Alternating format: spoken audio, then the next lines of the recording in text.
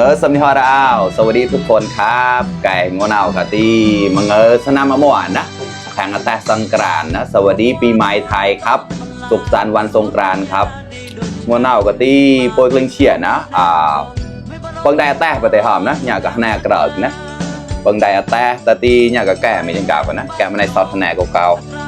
ตาติปล่อยนะปล่อยเก่าแนกลิงเชียนก็มือจอนะเราตอนนะแต่ที่อยากที่ได้กับกรอกนะเปิดเจ้าเชียนเอากินแบบสดชื่นเลยครับวันนี้ก็จะเป็นข้าวสงกรานต์นะครับหรือว่าจะเรียกอีกชื่นก็ข้าวแช่ครับจะเป็นประเพณีของคนมอญในช่วงวันสงกรานต์ครับเขาก็จะทำกินกันเกือบทุกบ้านเลยครับก็จะมีเนี่ยผัดมะม่วงแล้วก็กุ้งแห้งแล้วก็มีหอมแดงด้วยนะครับจะออกเปรี้ยวๆกลมๆอยู่ครับแล้วก็อันนี้ก็พริกแห้งครับเอามากัดกินอุ้ยอร่อยมากเลยครับน้ำลายแตกแล้วและนี่ก็คือปลาอินทรีแห้งทอดครับและที่ขาดไม่ได้ก็คือข้าวสงกรานต์ก็ต้องมีน้ำนะครับเนี่ยต้องมีน้ำเย็นๆครับกายพวกเชียนของเราตอนนั้นมากินกันเลยครับเอาน้ำนี่มาเทใส่ข้าวเลยครับมาเลยครับเพื่อนๆน้ำเย็นๆครับนี่เทใส่เลยเจ้าชินปำนาเราตอนนะใครชอบเยอะก็ใส่เยอะๆเลยครับ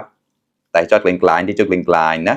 โอ้ที่แต่จอดบัตรธรรมแต่นะเนี่ยประมาณนี้ก็โอเคแล้วครับมาครับนี่ครับ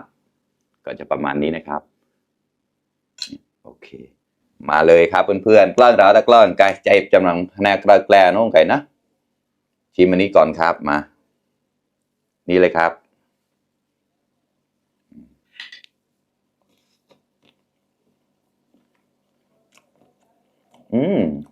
อร่อยมากกินกับข้าวสดชื่นนะ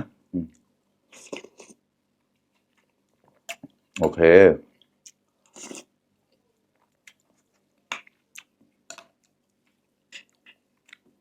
ถ้าอยู่ฝั่งบนเนี่ยช่วงวันสงกรานต์นี่เขาจะ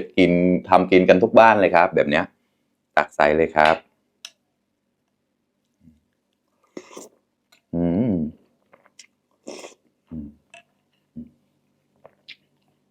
พริกทอดครับ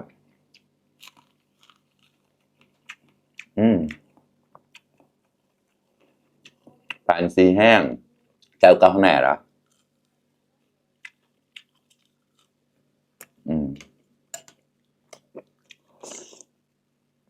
อร่อยมากเลยครับเพื่อนข้อมากันแล้วร้าวมากัน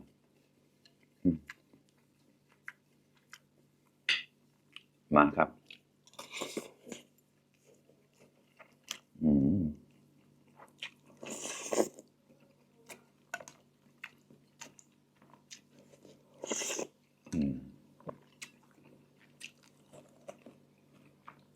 กินจะไม่เลี่ยนนะครับด้วยพวกอ้อนบุเราแล้วเชียร์กามาครับแล้วแควปังได้แต่นะได้แต่กับวันกลางเชียร์มันมาครับ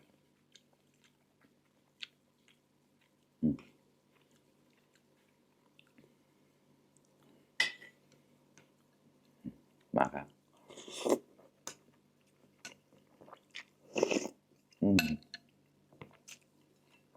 สดชื่นดีมากเลยครับ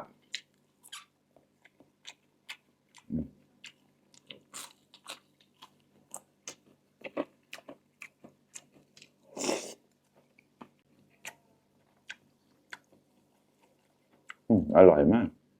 ร้าวมาครับเข้ากันกับพริกเนี่ย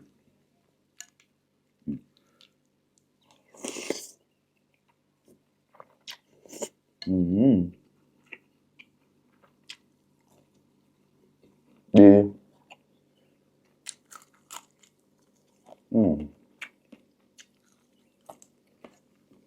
ขอบคุณ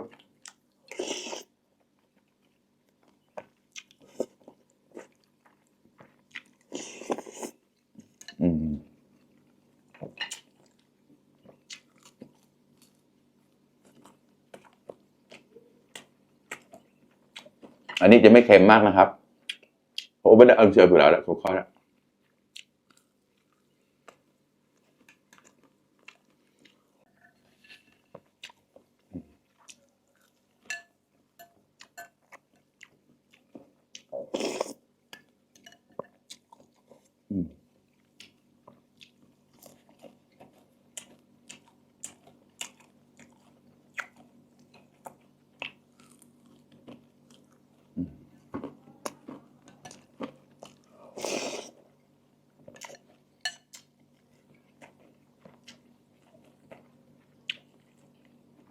พื่อนๆไปเล่นน้ำที่ไหนกันบ้างครับเราตอนเราวันได้รอกันรอแต่ทำหนาเราต้องไปเที่ยวที่ไหนบ้างคอมเมนต์มาได้นะครับมาคอมเมนต์คุยกันได้นะครับ